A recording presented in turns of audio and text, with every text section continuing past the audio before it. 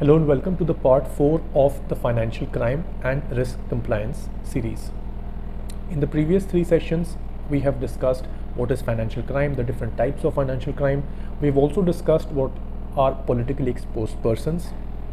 Also, we have discussed what are high risk jurisdiction and high risk businesses.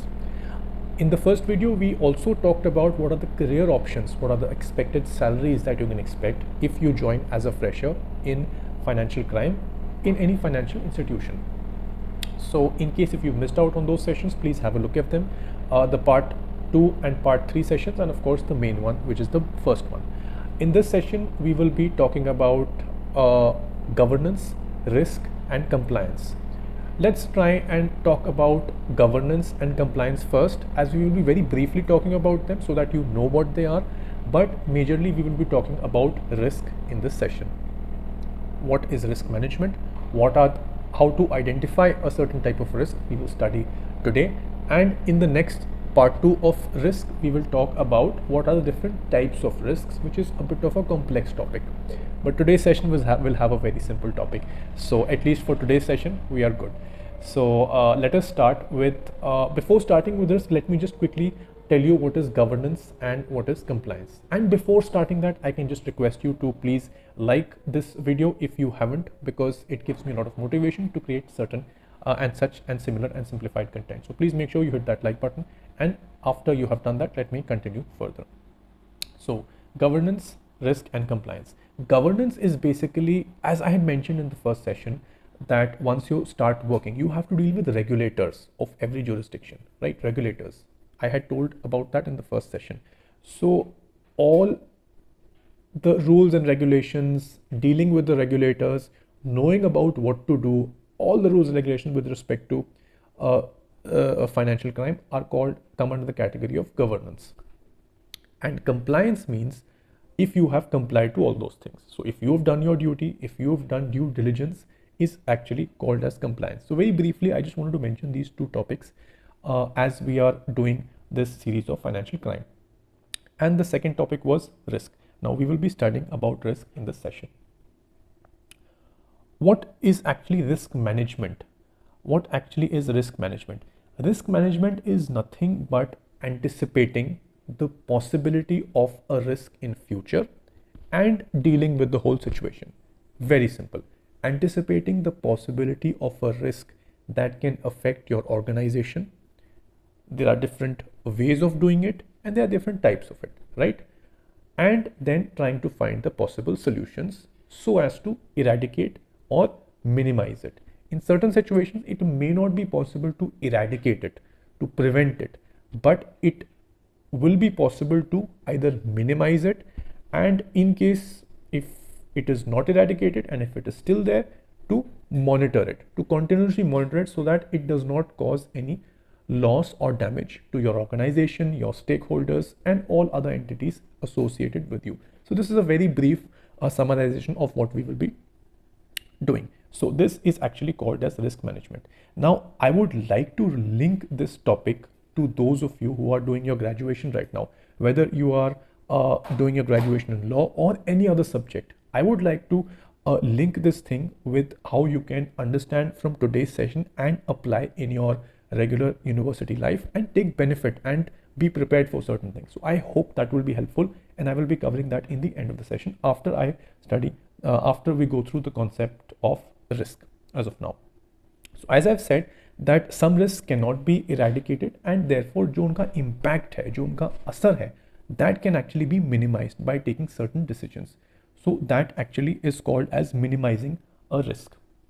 So assessing a risk which can affect your profit or any new work, that you have to be well prepared about. So that is actually called as risk management. Simple. Now let us move further and talk about what are the different stages of identifying a risk. What are the different stages of identifying a risk? The first one is itself called as identification, where you actually identify a particular risk. Second thing is analyze it. Third is evaluate it. Fourth is assign it. And last would be treating the risk. It does not finish there. In case if the risk is not fully eradicated, then you monitor it, what I just mentioned a while back. So these are a few stages of risk, the stages of risk that are there, right? Let us talk about the first one, which is identifying a risk, which begins with the source, the beginning source. एक तरह से हम कह सकते हैं जड़, फसाद की जड़ कहते हैं हम कई सिचुएशन में, फसाद की जड़ होती है। तो फसाद की जड़ is actually is what is the first step of identifying. What is the root cause of it? Where has it initiated from?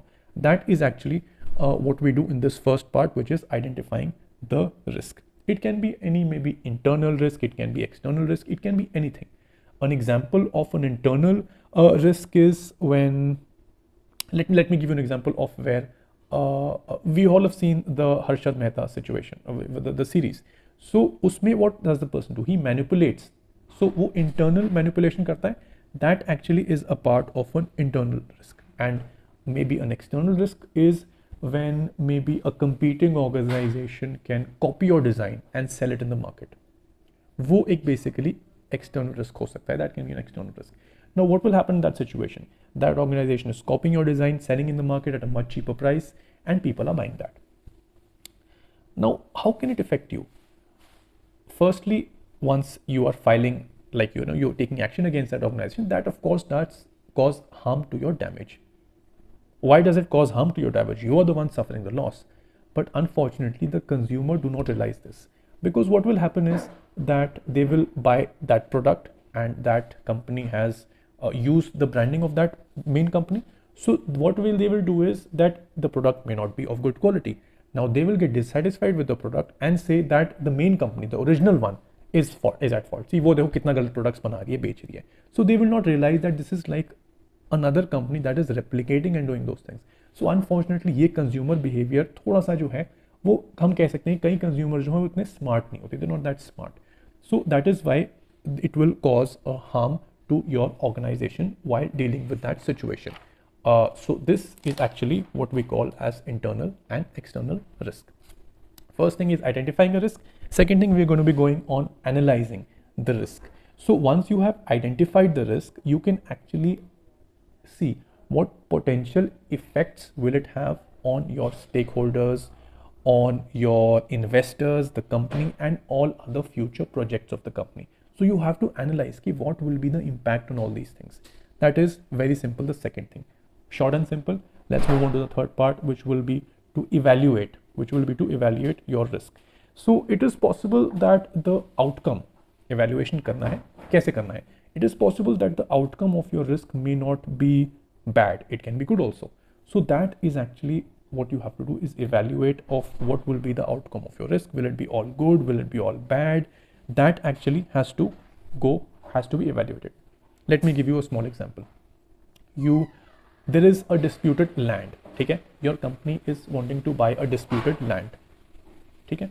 Now there is a third party which has selling you that particular land, and now somehow you know that that land is disputed, but your benefit can be you are getting it at a cheaper price. Okay? So for something which can cost 300 CR, you are getting it for maybe 20 or 50 CR. Between that amount, you're getting that particular land. The benefit to the third party is he's getting rid of that land because he knows that that land is disputed. You as a company are buying that land for 20 to 50 CR. You are taking a risk in this situation because only two possibilities can happen. After you buy the disputed land, you take all the precautionary measures. You know that there is a risk involved and you're prepared for it. You prepare your counsels, you argue that in court of law, and if you win that situation, then you are at an advantage because you are already prepared for this and you have actually got that cheap piece of land at a very small price. So that is actually the main importance of the situation, where you evaluate and you are ready for that situation. The next part would be ranking.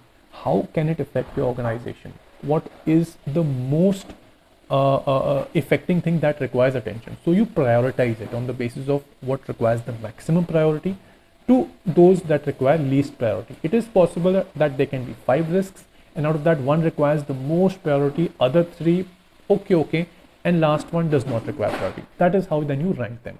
Also, it is possible that there are 3 that require the most priority. So then you list them on the basis of what priority they require, so that you can actually help build a positive thing. You can actually calculate of how to deal with that situation, and you can actually calculate whether it has the potential to destroy or support the organization. So you know that whether that thing has a potential to either destroy the organization, its project, its stakeholders, or maybe support it in any way that you feel. So this could be assigning a risk, right? Let me move further, is treating a risk. Now after we've assigned it, we also need to take care of it, right? So this part will be when we actually have to treat a risk. Catch hold of the most severe risk, which has the most severe consequences. Look into ways how you can probably negate it, how you can either negate it or look for opportunities that can create something positive. So either you have to negate it or look for opportunities that can get positive things, right? So in this situation, you will actually look for those opportunities of how we can win that case. That land is disputed. How, what other things that we can use? What are the advocates that we can appoint? If you have found that thing, then of course you will go through buying of that land. So those decisions will be made at this stage, which is treating a risk, right? So at this stage, preventive and contingency should be prepared so that, please listen to it carefully, I'll repeat it once again. At this particular stage, preventive and contingency should be prepared so that there are no surprises when you move forward with the action plan, ताकि आपको कोई surprises ना मिले जब आप अपने action plan से आगे बढ़ रहे होते हो. तो ये चीज़ जो है वो बहुत important होती है इस stage में, right? Now it is possible that at this point of time your risk has been eradicated. That is pretty much possible. In case if it has not been eradicated, it is possible that it is still there. If it is still there, you should know how to monitor it, because अगर कोई चीज़ है, either it is destroyed, then it's fine.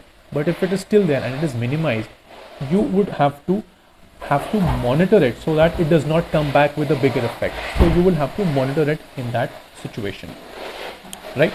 So all these things are the main concepts which I have studied, which are part of identifying a risk. In the end, even if it does not get eradicated, you have to make sure that you have to monitor it.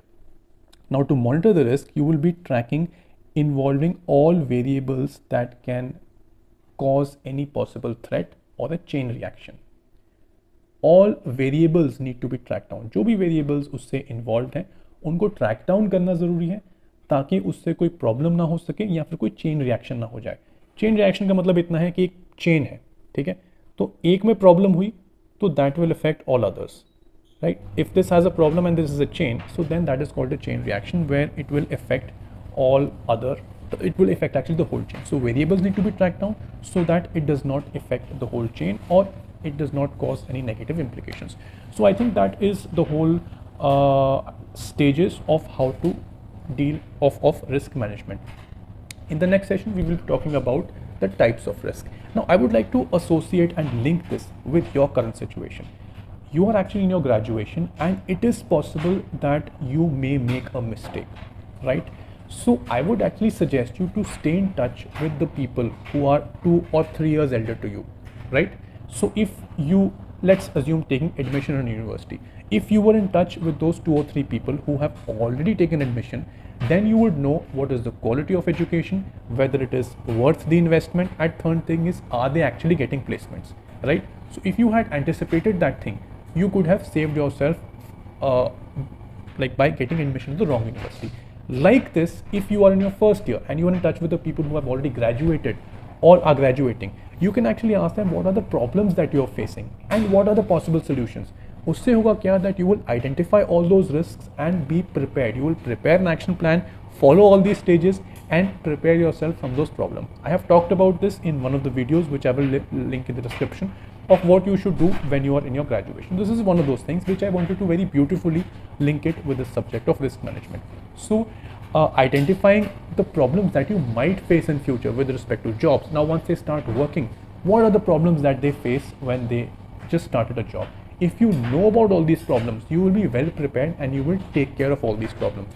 So like this, I have linked the risk topic with your current situation. So with this, we come to an end to this session. In case if you like the session, don't forget to hit the like button and don't forget to subscribe to the channel for more updates.